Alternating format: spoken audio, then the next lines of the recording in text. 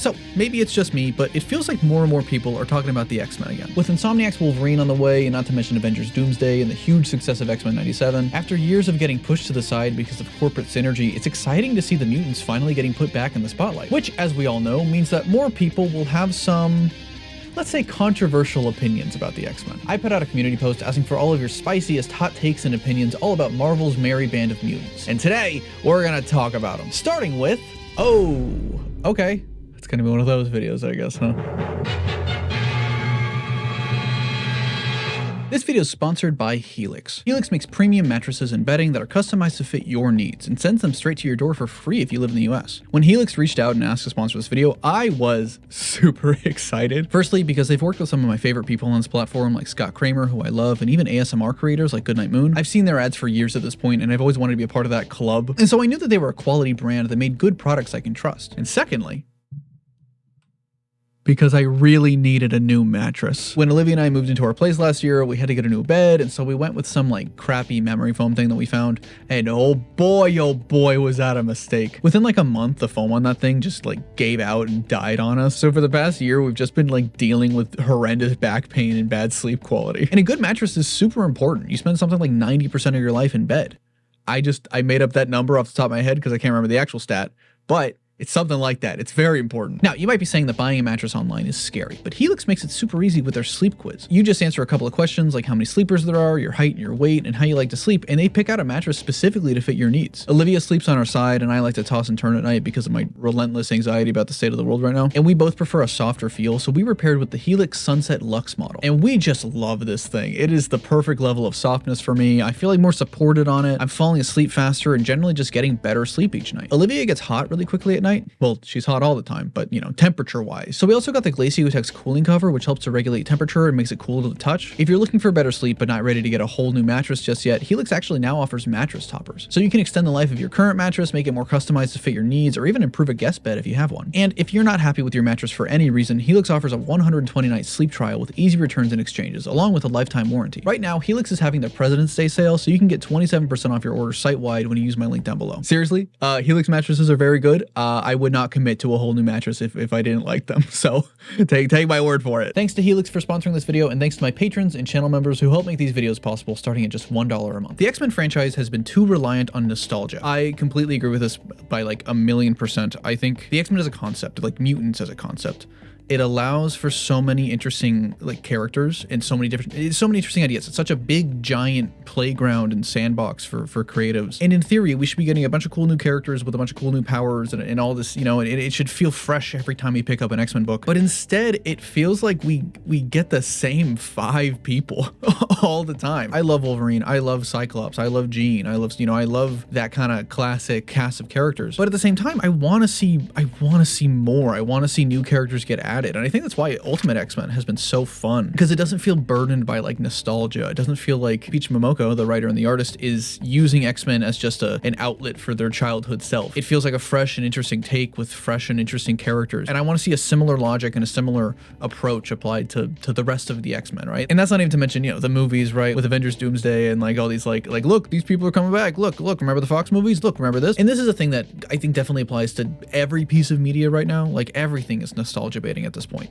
But boy, X-Men it feels especially heavy with. Wolverine doesn't need to be short. You can't take a 5'3" actor seriously. I really don't agree with this because firstly, what did short guys ever do to you? Jesus. There's always like discourse about this, especially when it comes to like live action casting and stuff. And I see people point to the scene in Deadpool and Wolverine where we saw quote unquote comic accurate Wolverine height. And they say, look, this is too silly. You can't take this seriously. And I think that's frustrating for a couple of reasons, you know, because like there are people who are under 5'5" that are very talented actors. But also that scene was specifically shot to be funny, to be comedic, to take this idea of short Wolverine to the extreme. They had an actual body double for Logan in that scene. There's a guy named Luke Bennett. He's like a bodybuilder and he went uncredited for that role. You look at actual pictures of him and like he looks cool. He actually looks exactly like Wolverine. He looks fucking sick. And they CGI'd Hugh Jackman's head on top of that and intentionally adjusted the proportions to make it extra funny and extra silly and be like, look, you could never take this seriously. And I think that's a little frustrating, right? I think that Wolverine's height, it is a big part of his character. I think that it's sort of this like, he's this like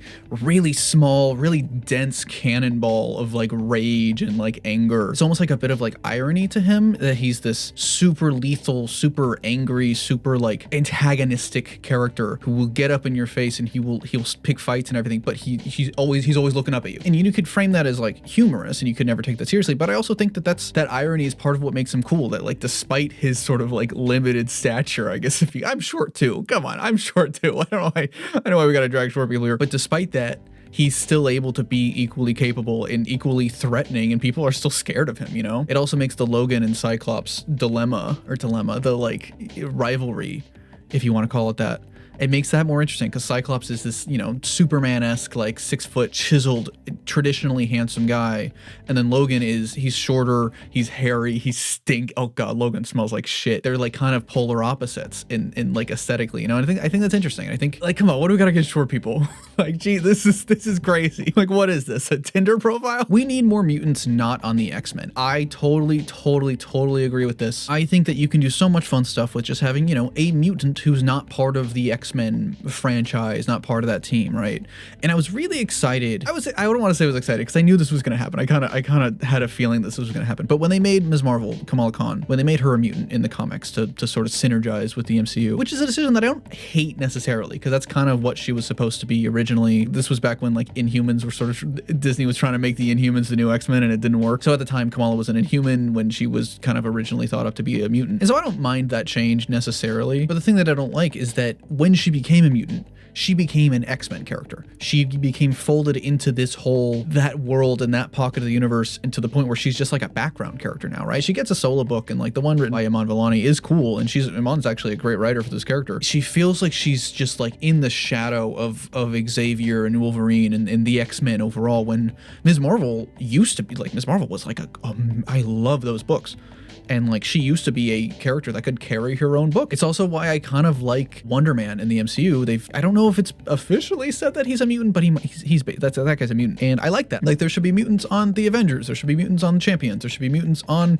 I don't remember any other Marvel teams right now. X-Men Evolution is better than the original series. I agree with this, and people might get mad at me for this, but I love X-Men Evolution.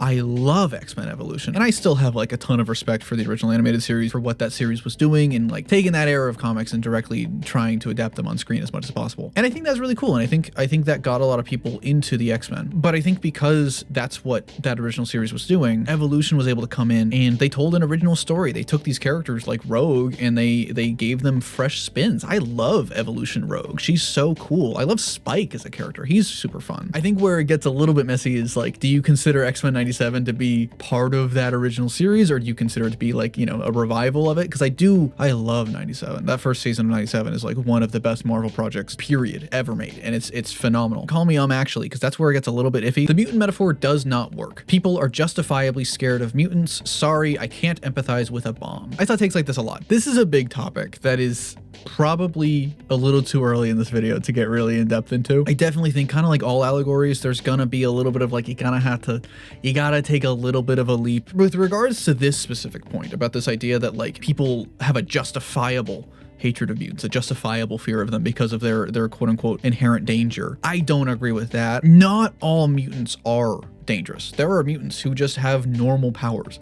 There are people, you know, like yeah, in the X-Men, it's like, yeah, there's a guy with optic beam blasts and a guy with claws for hands and a guy who can teleport and Kitty Pryde can walk through walls and shit like that. But there are also mutants who like don't have dangerous powers. There are also mutants who are just like normal people. Like maybe they're like their skin's green, or they're just a little bit different, you know? We look at the X-Men, we look at the superhero side of it, and we say, oh, these powers, these are dangerous. But like, we're forgetting that like mutants are a species. They're a whole species of people, and not everybody has that same ability, you know? To take this small minority of mutants who are quote unquote dangerous inherently, who are a threat to society, who are bombs, if you will, and use that to justify discrimination against an entire population. That's more or less like the foundations of real world discrimination and real world bigotry, right? I also saw the take a lot that it doesn't make sense that people hate mutants because look, they like Spider-Man. Look, they like these people who have superpowers. Why are mutants feared? Why are they hated? But then other people with superpowers get off scot-free. I talked about this a little bit in the pre-write video that I did for like MCU X-Men and stuff like that. I think that hypocrisy is kind of the point, you know, this idea that like, it doesn't make sense. It is hypocritical. It is like, yeah, why does this person get shit on, but then this person doesn't? That is how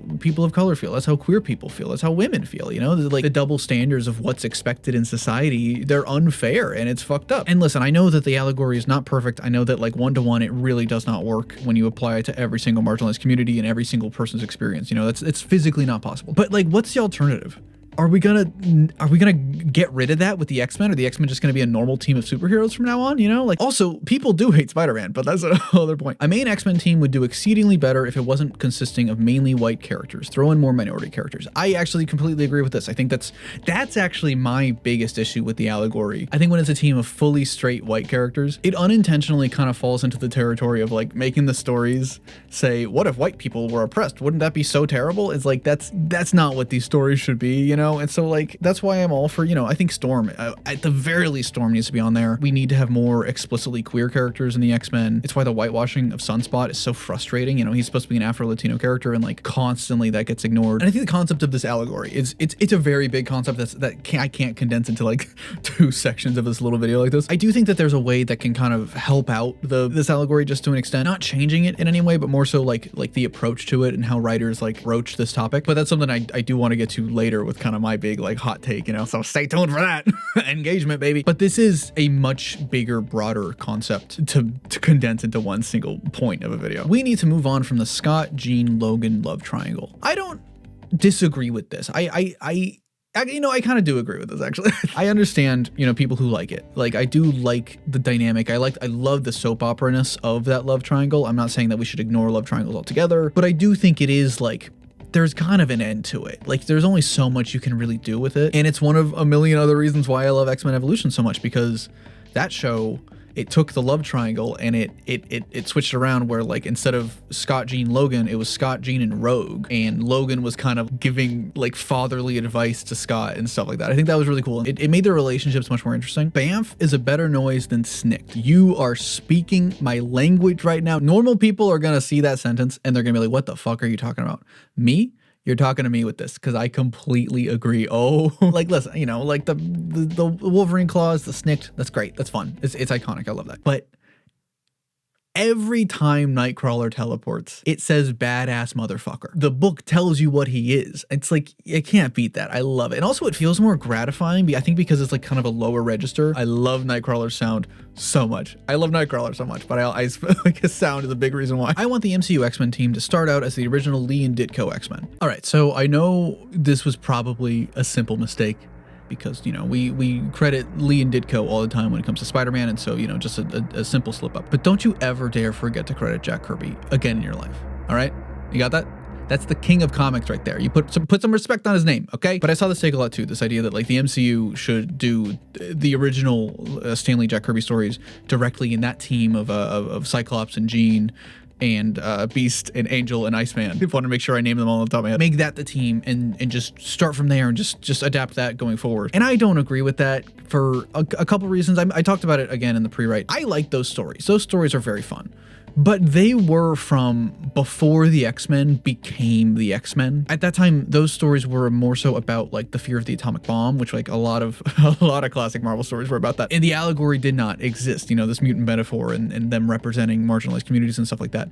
And I believe that that's like inherently foundational to the X-Men, but I love Angel and Iceman. I think that they're characters that specifically should get more screen time. Iceman, the only good kind of ice. But I think you can have those characters be a priority and be a spotlight in these new movies without forgetting about Storm, without like ignoring Gambit, without ignoring Rogue and like all these other characters that like make the X-Men special. And it goes back to that issue of like, then it's gonna be all a team of white guys. Even Beast is literally a white guy. This is before he went blue. And this isn't even like about Wolverine, you know, like I don't really want to see Wolverine in the movies for a while. And if I do, I want it to be Laura. Again, I talked about that in a pre-roll video. I think it can definitely work, especially if you take some of the more modern interpretations of that team. But like those books as they are, they feel like a totally different thing than what X-Men is today, you know? And like, I think like if you stay hyper focused on just the original run, we're forgetting about what actually makes the characters and the team and the franchise and like this whole idea special, you know what I'm saying? Every Cyclops costume is made better with a trench coat. I agree, and I will do you one better. Every costume is made better with a trench coat.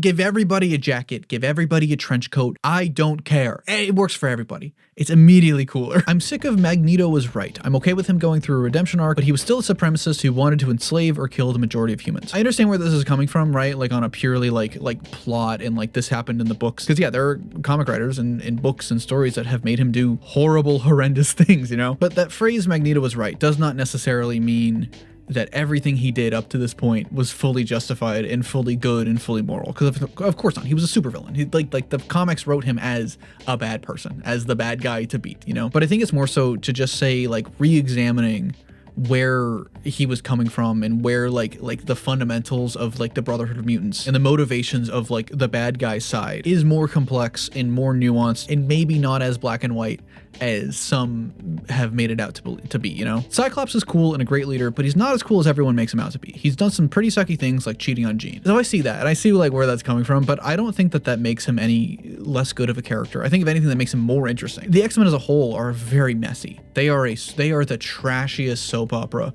you've ever seen, and they just happen to wear tights. You can't like bring up moral purity when it comes to the X-Men. Everybody's done at least one shitty fucking thing, you know? I'm a Kitty Pryde fan, so don't talk to me. Wolverine in the Ultimate Universe did some really gross shit when he was in Peter Parker's body. Colossus, don't get me started on Colossus. It's a comic book. They're not real people, you know? If you think it's interesting, you have that kind of like, my fave is better than your fave because your fave did this.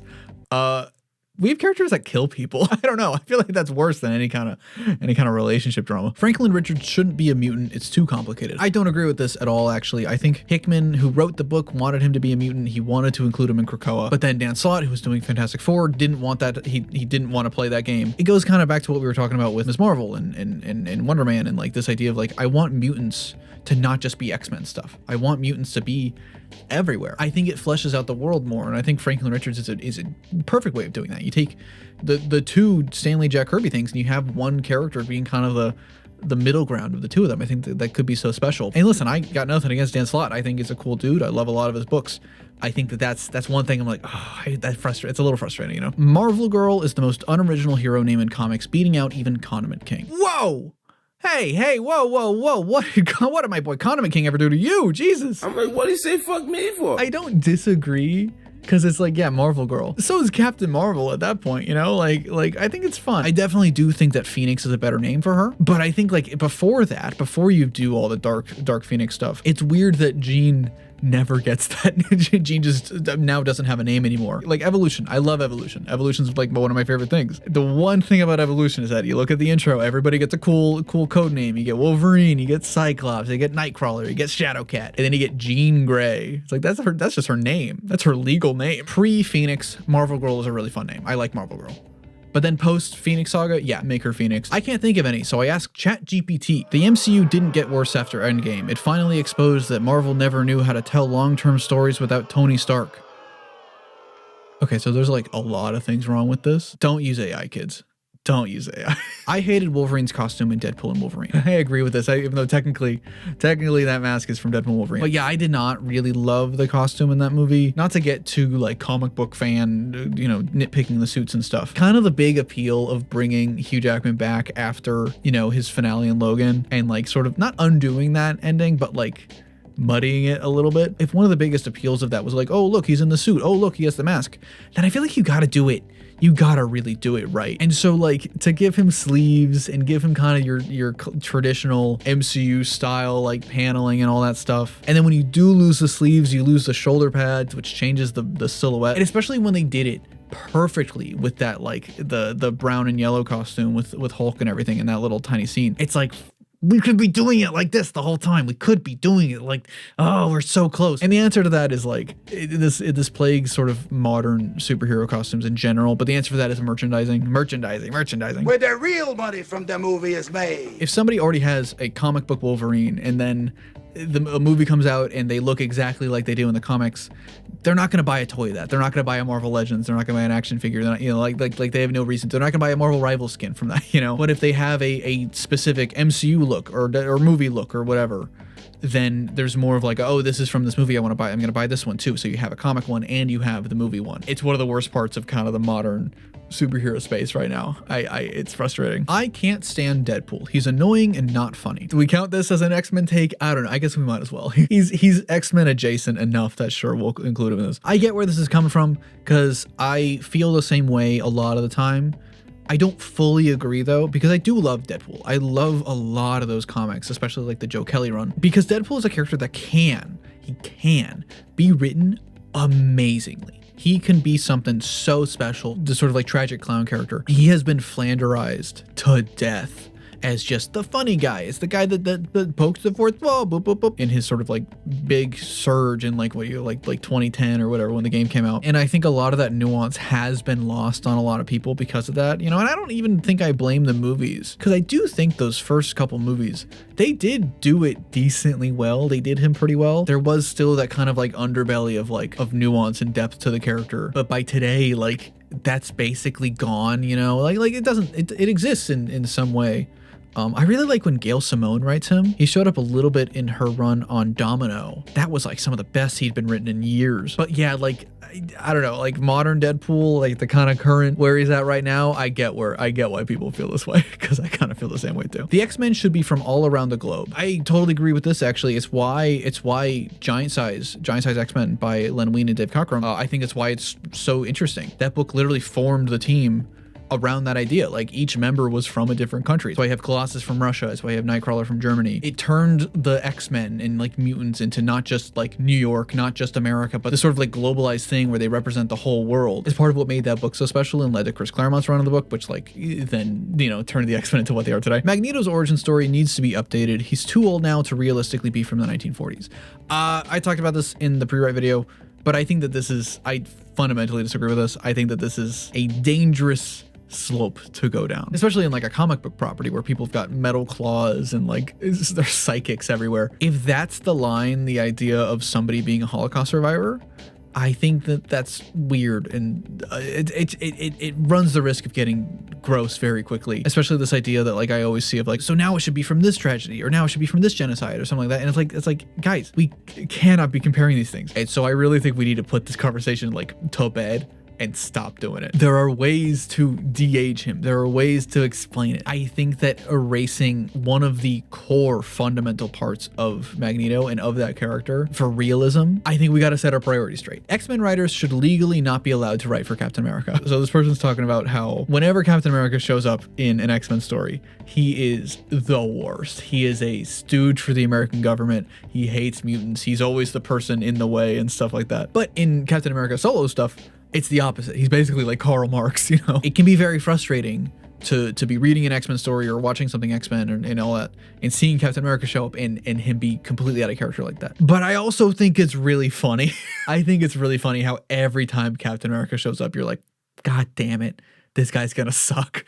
My favorite guy is gonna be horrible. As much as he has moved away from this in recent years, he was created to be American propaganda.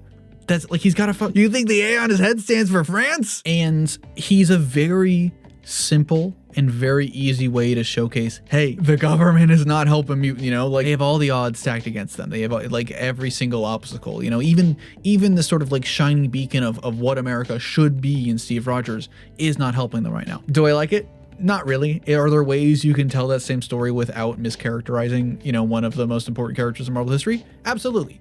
But also, it's kind of like a staple at this point. All right, so that was everybody else's hot takes. Let me give you one of mine. Let me give you one of my spicy hot takes. I think that the X-Men comic line needs a drastic change. And it goes back to what we were talking about with the flaws in the mutant allegory. Mutants as a concept are meant to represent marginalized communities as a whole. And that encompasses such a wide array of experiences that it can never be one-to-one. Because the life of a marginalized queer person is different than the life of a marginalized person of color. Of course it is. And I think what the X-Men comics should be doing is taking that problem, taking that flaw, and using it as a characteristic of what makes X-Men special. And so the way to do that is by taking one of the X-Men books, let's say it's just mainline X-Men or even Uncanny X-Men or something, and turn it into an anthology book where every issue, or even every arc if you want to, is written and created by a different creative team. And so each story would be from a different perspective, like a black writer or a queer writer or an indigenous writer and stuff like that, right? Like showcase so many different walks of life of what it is to be marginalized in today's society, you know, and package it in a kind of more bite-sized episodic format. And that would also allow for more characters to get a spotlight, more original characters, more people who don't normally see in comics. You should be able to pick up any issue of X-Men and read it in one sitting from a different author or a different creative team every time, from a different perspective about their different walks of life and a different personal experience, you know? And then that way you could allow for like big heavy hitter names coming in every once in a while to just tell one story and get out of there, you know? And you can still have somebody kind of as like the editor, sort of like the showrunner of the whole thing, watching over it. I don't think it would ever happen. I think like the comics industry is so run focused, especially Marvel. Canon consistency would get messy at that point. An idea like that has a lot of potential to take what is considered by many to be the greatest weakness of X-Men and mutants as a whole and turn that into its greatest strength. But let me know down below what your biggest hot take about the X-Men or mutants as a whole are, and let me know what other characters you wanted to see me do hot takes about next. If you like this video, be sure to the like button and subscribe. Special thanks to Rex Salami, Kaiser33775, XEM4YT, Autumn, Asbestos Chan, and Rosa Replay64 for joining the spectacular tier of my Patreon and channel members. This has been TroyBoy17 coming at you live. Be responsible, and I'll see you around.